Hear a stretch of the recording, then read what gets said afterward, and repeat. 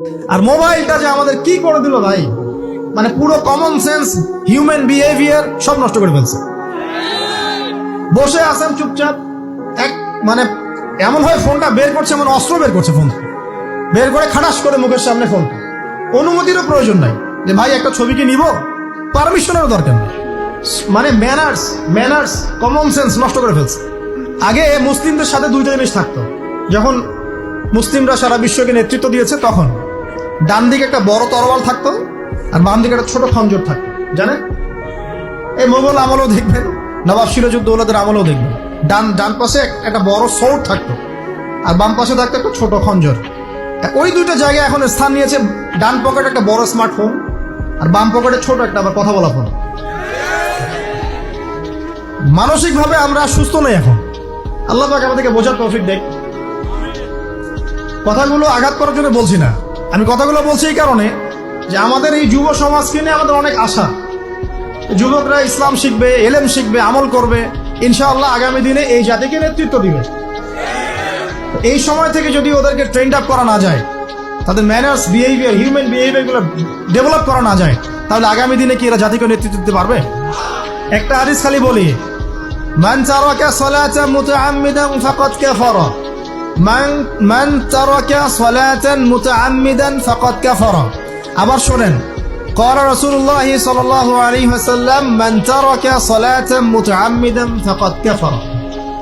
আর মুয়াজ বিন জাবাল রাদিয়াল্লাহু আনহু কে নবীজি বলেছেন, মান তারাকা সালাতা মুতাআম্মিদান ফাকাদ বারিয়াত মিন জিম্মাতিল্লাহ। যে ব্যক্তি নিজের উপর ফরজ নামাজ ছেড়ে দিল, সে কুফরি করলো, সে কুফরি করলো, সে কুফরি করলো। মুয়াজ বিন জাবালকে নবী সাল্লাল্লাহু আলাইহি ওয়াসাল্লাম বলছেন, যে ব্যক্তি ফরজ নামাজ ইচ্ছা করে ছেড়ে দিল, সে ব্যক্তি আল্লাহর জিম্মা থেকে মুক্ত হয়ে গেল। নামাজ ছাড়বেন প্রিয় ভাই, 5 ওয়াক্ত নামাজ জামাতের সাথে ইনশাআল্লাহ। আল্লাহ আমাকে তৌফিক দেখ, আপনাদের সবাইকে তৌফিক দান করুন, আমিন। জামাত যদি না পান একা পড়ে নেবেন, ঠিক আছে? যদি ঘুমিয়ে থাকেন ঘুম থেকে উঠে পড়বেন, ভুলে গেছেন যখন মনে হবে তখন পড়বেন। ওযু করার পানি নাই, কি করবেন? তায়াম্মুম করবেন। তায়াম্মুমেরও কিছু নাই, আপনার কোনো কাপড়ই নাই, সতর ঢাকার কোনো কাপড়ই নাই, কি করবেন? বসে বসে নামাজ পড়বেন ওই অবস্থাতে। এটা কোনো মাফ নাই, মানে আপনার ওযু করার কোনো পানি নাই, তায়াম্মুমের কিছুই নাই, কাপড়ও নাই সতরে, তখনও নগ্ন হয়ে বসেই নামাজ পড়তে হবে, মাফ নাই। যখন শোয়ানো হবে মাথার দিকে কি থাকবে? সালাত। তাহলে আমরা যারা ফরজ সালাত এখন আদায় করছি না, আজকে তওবা করেন, বলেন আস্তাগফিরুল্লাহ আল্লাযী লা ইলাহা ইল্লা হুয়াল হাইয়ুল কাইয়্যুম ওয়া আতুবু ইলাইহি।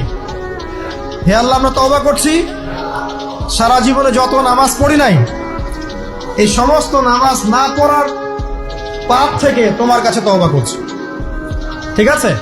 এটা আস্তাগফিরুল্লাহর অর্থ নয়, আমি বাংলায় বললাম। আর যদি নামাজ কাজা করে আদায় করে দিতে পারেন আলহামদুলিল্লাহ, খুবই ভালো হয়। যদি নাও পারেন তাও এখন থেকে আর কোনো নামাজ বাদ দিয়ে না, আর বেশি বেশি নফল নামাজ পড়ার চেষ্টা করেন। আল্লাহ পাক তৌফিক এনায়েত করুন। তারপরে ডান দিকে কি? সওম। সওম মানে কি? রোজা। রমজান মাসে রোজা রাখি সবাই তো, মাশাআল্লাহ, আলহামদুলিল্লাহ। রমজান মাসে সওম রাখার পাশাপাশি বেশি বেশি নফল সওম রাখার ব্যাপারে অভ্যস্ত হওয়ার চেষ্টা করতে হবে। সবচেয়ে সেরা সওমগুলো হচ্ছে মাসের 3 দিন, আইয়ামে বীজের সওম, চাঁদের 13, 14 এবং 15 তারিখ। আর সপ্তাহে 2 দিন, সেটা হলো বৃহস্পতিবার এবং কি সোমবার। আল্লাহ পাক তৌফিক দান করুন, আমিন। এছাড়া আরাফার সওম আছে, আশুরার সওম আছে, ঠিক আছে? জিলহজ মাসের প্রথম 10 দিন রাখতে পারেন, ইত্যাদি। এবার বাম দিকে কি? যাকাত। যেটা বলছিলাম, যাকাতের সাথে আমরা খুব একটা পরিচিত নই, অথচ যাকাত একটা ফরজ ইবাদত। কেউ যদি নামাজ এবং যাকাতের মধ্যে পার্থক্য করে, সে ব্যক্তি কাফের হয়ে যাবে। কেউ যদি মনে করে নামাজ আমি মানি, যাকাত আমি মানি না, তাহলে কাফের হয়ে যাবে। নিসাব পরিমাণ সম্পদ হলে প্রত্যেক মুসলিমের উপর যাকাত ফরজ, ঠিক আছে? এবং এই যাকাতই হচ্ছে আপনার ইসলামিক অর্থনীতির মূল ভিত্তি। যাকাত হচ্ছে ইসলামিক অর্থনীতির কি? যে কথা বলছিলাম প্রিয় ভাইরা, দেখুন, যাকাত ইসলামিক অর্থনীতির মূল ভিত্তি। কিভাবে জানেন? ব্যবসা এবং যাকাত এটা কি করে? এটা একটা মার্কেটের মধ্যে সম্পদ ঘুরতে থাকে। আমি বুঝাচ্ছি আপনাকে। মনে করেন আপনি ব্যবসা করছেন এবং জাকাত দিচ্ছেন। জাকাত কারা দিবে? যারা জাকাতের নিসাব পরিমাণ সম্পত্তি রাখে, মানে কিছুটা ধনী তারা। তো তারা ব্যবসা করছে, মাশাআল্লাহ। ব্যবসা যখন করে, ব্যবসায় কি থাকে? লাভ থাকে, লস থাকে, লাভ থাকে, লস থাকে। লাভও হতে পারে আপনার, লসও হতে পারে। আর সুদে কি? শুধু লাভ, লস আছে? লস নাই। পার্থক্য বোঝেন। এখন ব্যবসা যখন আপনি করবেন, এই টাকা বা মূল যে ক্যাপিটাল যেটা বলে অর্থনীতির ভাষায়, এটা মার্কেটের মধ্যে সার্কুলেট করতে থাকবে। আজকে আপনি ধনী, লাভ করেছেন, কালকে লস করবেন, এই ধন আরেকজনের হাতে চলে যাবে।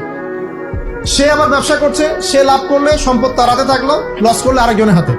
মানে এই মানিটা, ক্যাপিটাল যেটা, এটা মার্কেটের মধ্যে ঘুরতে থাকে, ঘুরতে থাকে। আজকে কেউ ধনী, কালকে কেউ ধনী, আজকে কেউ ফকির, কালকে কেউ ধনী, এভাবে। এখানে আল্লাহ পাক যাকে ইচ্ছা হয় ধন দেন, যাকে ইচ্ছা হয় দরিদ্র করেন। এটা আল্লাহ পাক নিয়ন্ত্রণ করেন। আবার এর মধ্যে যারা ধনী হবে তারা আবার জাকাত দিবে। কাকে জাকাত দিবে? যে গরিব তাকে। এই কারণে অর্থনৈতিক সাম্য থাকবে এবং টাকা, ক্যাপিটাল মার্কেটে সার্কুলেট করতে থাকবে। এটা হচ্ছে ইসলামিক ইকোনমিক্স। বোঝাতে পারছি না মনে হয়। আর রিবায় কি হবে? রিবায় কোনো লসের চান্স নাই। মানে এখানে ধনী আরো ধনী হতে থাকবে, গরিব আরো গরিব হতে থাকবে, প্লাস জাকাতও দিবে না। তখন সমাজের একটা অংশ অনেক ধনী হবে, আরেকটা অংশ একদম মাটিতে পড়ে যাবে, কোনো ব্যালেন্স হবে না। এই কারণে বিশ্বের একটা অংশ, ওই বিশ্বের একটা বড় অংশ যারা সুদখোর, যেখান থেকে সুদ এসেছে, ওইটা আস্তে আস্তে ধনী হয়ে গেছে এবং বিশ্বের বহু কান্ট্রি আস্তে আস্তে দারিদ্র্য সীমার নিচে চলে আসছে। এটা শুধু ব্যক্তির ক্ষেত্রেই নয়, সমাজের ক্ষেত্রেই নয়, পুরো বিশ্বেটা হচ্ছে। তো এই হলো রিবা এবং ব্যবসা ভিত্তিক, জাকাত ভিত্তিক ইকোনমিক সিস্টেমের পার্থক্য, বেসিক ডিফারেন্স।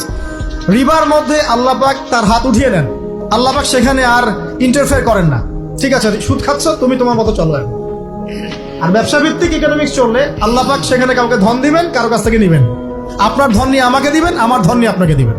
আর আমি যদি ধনী হই, আমি আবার জাকাত দিব, সেই জাকাতের টাকা আবার আপনার হাতে যাবে। কেউ না খেয়ে মরবে না। প্রথম কথা, আপনাকে ইসলামিক নিয়মতান্ত্রিক জীবনযাপন করতে হবে।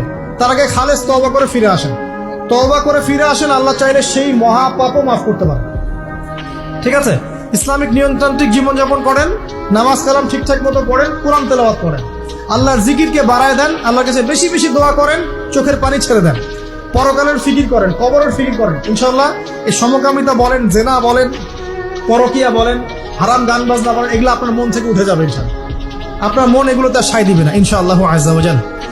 আর সর্বশেষ কথা হলো, এটা এই জিনিসগুলোকে যারা প্রমোট করে, এইসব প্রিন্ট এবং ইলেকট্রনিক মিডিয়াগুলোকে বর্জন করবে, যারা এগুলোকে প্রমোট করতেছে। যেখানেই সমকামিতা, সেখানে আল্লাহর আযাব নেমে আসবে। এমন আযাব নেমে আসবে যেটা আপনি কল্পনা করতে পারবেন।